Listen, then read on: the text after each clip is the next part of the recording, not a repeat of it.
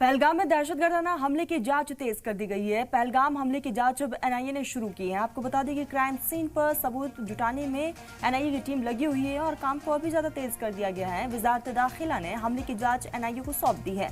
पहलगाम हमले में 27 लोगों की मौत हुई थी और इस पूरे मामले को लेकर अब एनआईए हर एक एंगल से तफ्तीश में जुटी हुई है।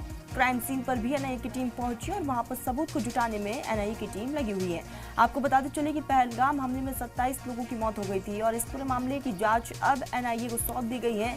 एनआईए स्पेशल टीम जो है इस पूरे मामले को लेकर अब तफ्तीश करने वाली है। तो पहलगाम हमले में 27 लोगों की मौत।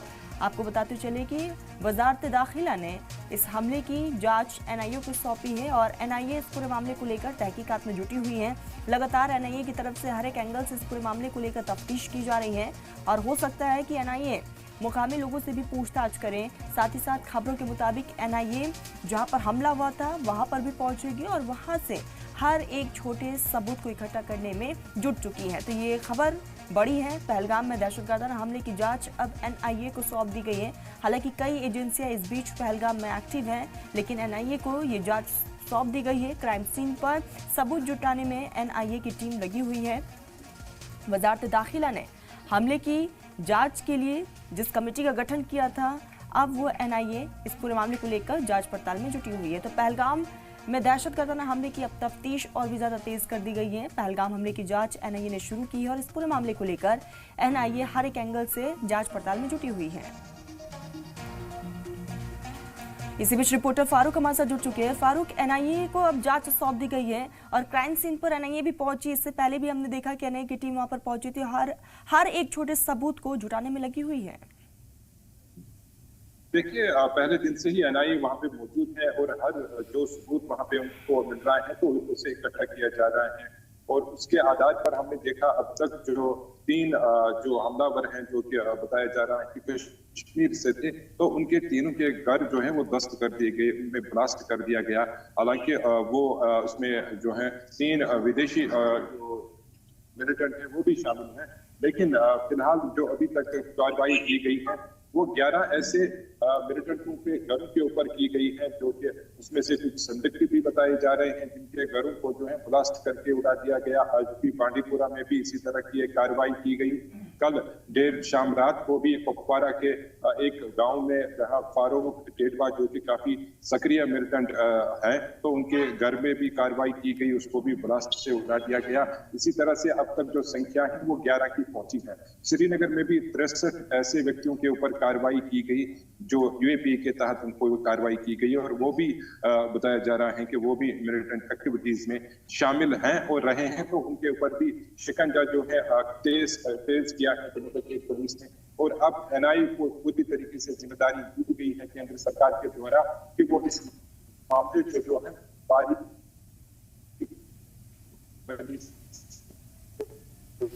बिल्कुल बिल्कुल फारूक, और इस पूरे मामले को लेकर अब एनआईए जांच पड़ताल में जुटी हुई है। हर एक एंगल से तफ्तीश लगातार की जा रही है। हालांकि पहले ही वहां पर एनआईए सक्रिय हो चुकी है, इंडियन आर्मी भी काफी ज्यादा एक्टिव नजर आ रही है। फारूक, क्या लगता है एनआईए वहां पर मुकामी लोगों से भी पूछताछ कर सकती है? जी बिल्कुल, हमने देखा इससे पहले भी एनआईए को कई सारे केसेस सौंप दिए गए हैं और उन्होंने उनको अंजाम तक पहुंचाया। तो एनआईए जो है वो काफी सक्रिय रही है और उनको महारत भी है। तो एंटी मिलिटेंसी ऑपरेशन चल रहा है या एंटी एक्टिविटीज जो यहाँ पे चल रही हैं, तो उससे पहले भी 2016 में उनका जो रोल है वो कलीदी रोल रहा था। उसके बाद भी जब यहाँ 2019 में जब केंद्र शासित प्रदेश जो बना दिया गया, तो उस दौरान भी एनआईए की अहम भूमिका रही है। लिहाजा एनआईए को जो महारत है उन्होंने पिछले कई सालों से यहाँ डील की है सिचुएशन, तो इसीलिए केंद्र सरकार ने अब जो है जिम्मेदारी उनको सौंप दी है और हम देख रहे हैं नतीजे भी मिल रहे हैं और सामने जानकारी भी आ रही है कि कई लोगों के नाम भी जो है मिलिटेंटों के जो इस हमला वर्ग के तौर पर उसको देखा जा रहा है और कईयों के जो संदिग्ध के घर हैं वो भी ब्लास्ट करके उड़ा दिए गए।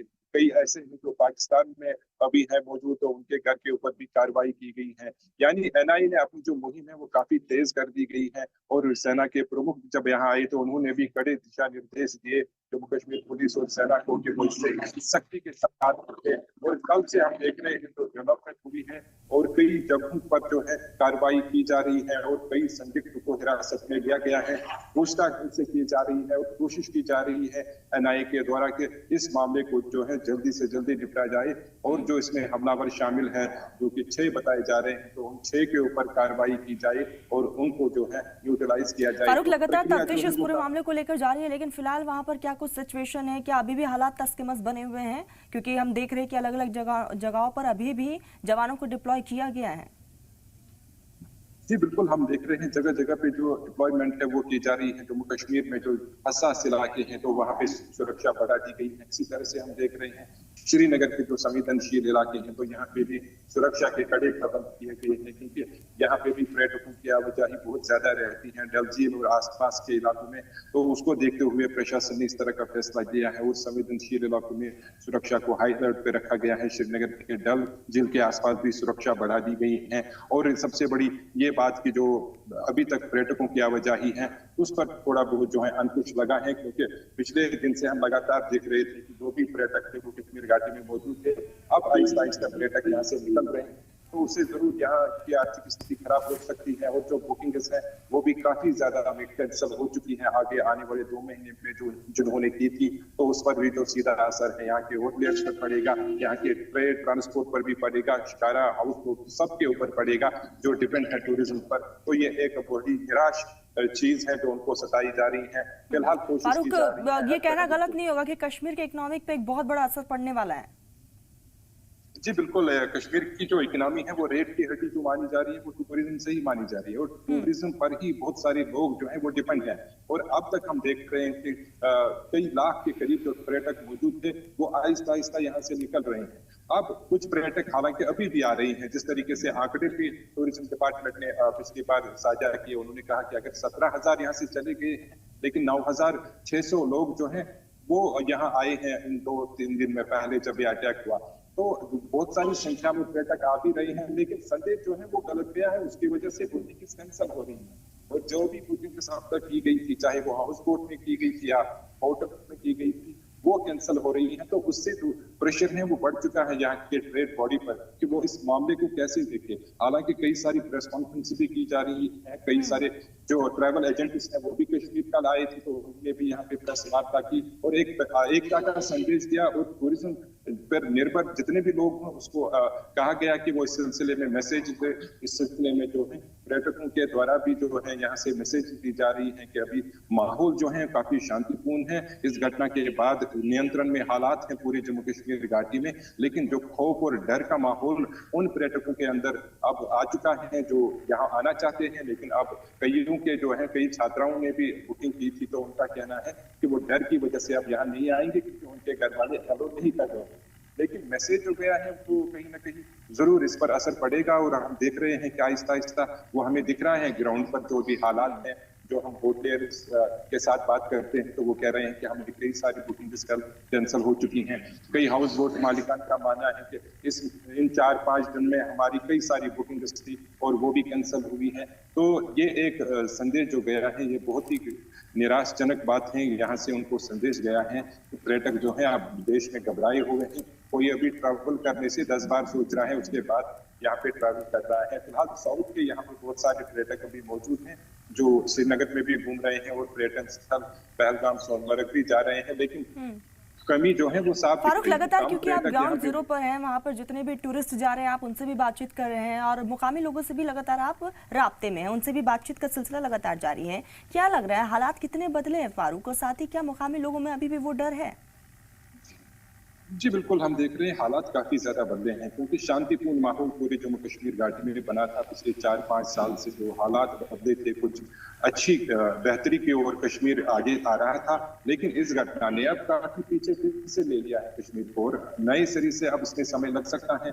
और पहले जो 20-25 दिन है, इन 20-25 दिन में अगर हालात और बेहतर रहते, लेकिन अभी जो कार्रवाइयां हो रही हैं तो उससे और भी पर्यटक घबरा रहे हैं। उससे जो मैसेज जा रहा है यहाँ से लगातार इस तरीके की पोजीशन सभी दोनों मुल्कों के दरमियान बनी हुई है, तो उससे विदेशी पर्यटकों के ऊपर भी जो है असर इसका पड़ा है, क्योंकि विदेशी पर्यटकों पर एडवाइजरी काफी समय से थी और यहाँ 20 देशों के जो राजदूत आए तो उसके बाद यहाँ पे बैठक भी हुई और वो एडवाइजरी हटा दी गई विदेशी कंट्रीज ने। लेकिन अब फिर से ये अटैक हुआ तो वहाँ उनके लिए और दिक्कतें हो सकती हैं। अब विदेशी पर्यटकों जो यहाँ की संख्या बढ़ी थी कुछ साल में, तो उस पर भी अब सवाल जो है वो खड़ा हो गया है कि विदेशी पर्यटक भी अब क्या कश्मीर आएंगे। और ये जो संदेश गया है ये पूरे मुल्क के साथ साथ देश विदेश में भी गया है कि कश्मीर में इस तरह की घटना हुई है। अब विदेशी पर्यटक भी जो है उन पर भी थोड़ा बहुत अंकुश लगेगा जरूर। और देश में तो है ही अभी माहौल जो खराब हुआ है